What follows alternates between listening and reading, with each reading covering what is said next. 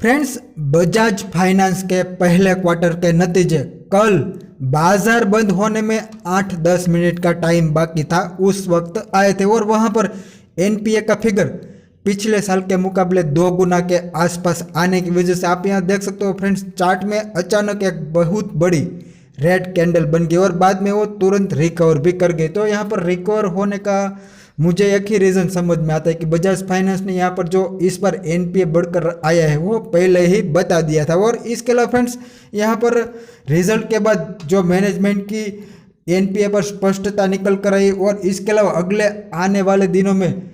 Bajaj finance के performance पर जो मैनेजमेंट ने आउटलुक दिया, उन सभी बातों को देखकर मुझे ऐसा लगता है कि बजाज फाइनेंस का शेयर यहाँ से आराम से 3 से 4 गुना हो सकता है। और इसके अलावा जो बजाज फाइनेंस में अभी 2 नए बिजनेस बहुत ही तेज़ी से ग्रो होने वाले, जैसे कि अभी एंजल ब्रोकिंग जीरोधा वाले जो सिक्योरिटी बिजनेस करते हैं, ऐसा ही बिजनेस बजाज फाइनेंस में बहुत ही तेज़ी से ग्रो होने वाला है। और दूसरा, अभी आपने सुना ही होगा कि पेटीएम का आईपीओ आ रहा है, तो ठीक वैसा ही बिजनेस बजाज फाइनेंस ने 1 जुलाई से लॉन्च किया है, तो उसके ऊपर भी बजाज फाइनेंस ने अपडेट दिया। तो सबसे पहले फ्रेंड्स, हम यहाँ पर पहले क्वार्टर के नतीजों पर एक नज़र डालें तो आप यहाँ देख सकते हो पिछले साल 6648 करोड़ की टोटल रेवेन्यू फ्रॉम्स ऑपरेशन थी, वो 6741 करोड़ आई, यानी कि फ्लैट टू पॉजिटिव ये फिगर आया। मगर यहाँ पर पिछले क्वार्टर के मुकाबले प्रोविज़न बढ़ जाने की वजह से प्रॉफिट का फिगर हमें पिछले क्वार्टर के मुकाबले कम आता हुआ दिखाई दिया। और इस बार बजाज फाइनेंस ने 1000 करोड़ का प्रॉफिट का आंकड़ा दर्ज किया, जो कि फ्रेंड्स 1200 करोड़ के आसपास आने का अनुमान था। और सबसे बड़ी प्रॉब्लम फ्रेंड्स, आप यहाँ देख सकते हो, इस बार 2.96% बजाज फाइनेंस का ग्रोस एनपीए का आंकड़ा निकल कर आया, जो कि पिछले साल 1.40% के आसपास था। तो फ्रेंड्स, यहाँ पर एनपीए का फिगर अचानक 2 गुना क्यों हो गया, उसके ऊपर बजाज फाइनेंस ने यह स्पष्टता दी कि पिछले साल भी एनपीए तो था, मगर जो कोर्ट का ऑर्डर था कि मोरेटोरियम की वजह से एनपीए का फिगर बताना नहीं था, इसी वजह से सबका एनपीए कम दिखाई दे रहा था। मगर ओवरऑल देखें तो पिछले साल भी अच्छा खासा एनपीए था। और दूसरा फ्रेंड्स, आप यहाँ देख सकते हो दिसंबर तक का एनपीए का फिगर आप यहाँ देख सकते हो 4194 करोड़ था। तो इस बार जो पहले क्वार्टर के नतीजे है वहाँ पर 4737 करोड़ का एनपीए का फिगर निकल कर आया, तो ये दिसंबर क्वार्टर के आसपास ही है, यानी कि यहाँ पर कोई नेगेटिव इतना बहुत बड़ा सरप्राइज नहीं दिखाई दे रहा। और उल्टा एनपीए पर पॉजिटिव बात मुझे यह लगी कि बजाज फाइनेंस ने यहाँ आप देख सकते हो 19वीं लाइन में यह कहा है कि अगर कोरोना की 3rd वेव ना आई तो बजाज फाइनेंस का एनपीए FY22 के एंड तक, यानी कि अभी जो मार्च महीना आने वाला है वहाँ तक वापस घटकर 1.70 से 1.80 हो जाएगी, यानी कि अभी है वहाँ से आधा एनपीए हो जाएगा, ऐसा हम कह सकते। और उससे भी आगे जाकर फ्रेंड्स, बजाज फाइनेंस ने अपना जो जनरल लॉन्ग टर्म गाइडेंस है वहाँ पर तो ऐसा कहा कि आगे आने वाले दिनों में एनपीए का फिगर 1.40 से 1.70 की रेंज में रह सकता है। तो फ्रेंड्स, अभी जहाँ पर एनपीए वहाँ से आधा एनपीए आगे आने वाले दिनों में हो जाएगा। और दूसरा फ्रेंड्स, सबसे इम्पोर्टेंट, बजाज फाइनेंस का शेयर क्यों बढ़ता है, तो वो जैसे जैसे लोन बढ़ते हैं वैसे वैसे शेयर बढ़ता है, और जितनी तेजी से वो लोन बढ़ते उतनी तेजी से शेयर बढ़ता है। तो आप यहाँ देख सकते हो बजाज फाइनेंस ने अपने लॉन्ग टर्म गाइडेंस में यह कहा कि एसेट अंडर मैनेजमेंट 25 से 27% के दर से अगले आने वाले दिनों में बढ़ेगी और 23 से 24% का प्रॉफिट का रेट रहने वाला है अगले आने वाले दिनों में। तो ओवरऑल फ्रेंड्स, यह गाइडेंस अगर हम दूसरी कंपनियों के सामने कंपेयर करें तो इन्फोसिस, HCL टेक्नोलॉजी जैसी कंपनियों से 2 गुना है। हैप्पीस्ट माइंड ने 20% के आसपास का गाइडेंस दिया, तो ये उससे भी कहीं बेहतर है। तो ओवरऑल फ्रेंड्स, इसको बहुत ही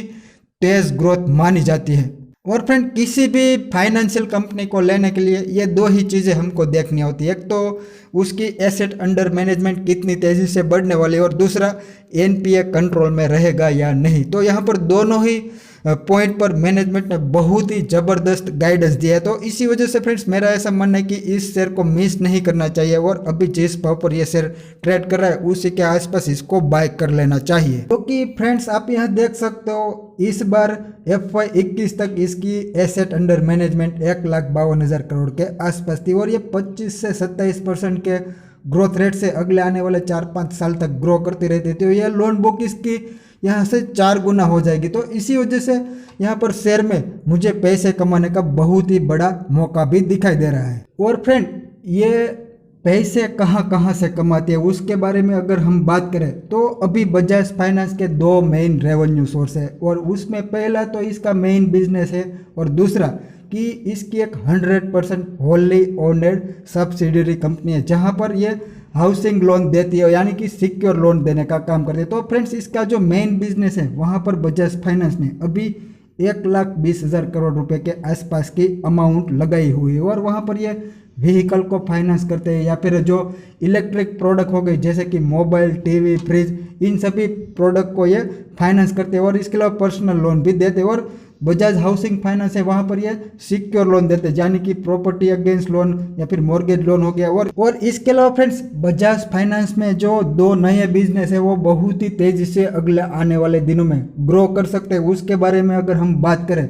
तो आप यहाँ देख सकते हो, बजाज फाइनेंस सिक्योरिटी लिमिटेड नाम की एक कंपनी है जो कि बजाज फाइनेंस की सब्सिडियरी कंपनी है। तो इसका बिजनेस तो आपको सभी को पता ही है कि जैसे जीरोधा सिक्योरिटी बिजनेस में, और इसके अलावा एंजल ब्रोकिंग भी है, और एंजल ब्रोकिंग का शेयर हाल ही में 4 गुना हो गया 6-8 महीने में। और उसका मेन रीज़न ये था कि उसने भी जीरोधा जैसा ऑनलाइन प्लेटफॉर्म लॉन्च किया, और वहाँ से बहुत ही ज़्यादा क्लाइंट मिलने की वजह से उसका शेयर का प्राइस बहुत ही ज़्यादा बढ़ गया। तो ऐसा ही नज़ारा फ्रेंड्स यहाँ पर हमको बजाज फाइनेंस सिक्योरिटी लिमिटेड में अगले आने वाले दिनों में देखने को मिल सकता है। और इसके अलावा Angel Broking margin trading funding की फैसिलिटी भी प्रोवाइड करती है, तो वैसे ही facility Bajaj Finance Security Limited भी प्रोवाइड करती है। और अभी इसकी एमटीएफ की बुकिंग की बात करें तो 200 करोड़ के आसपास भी पहुंच गई है।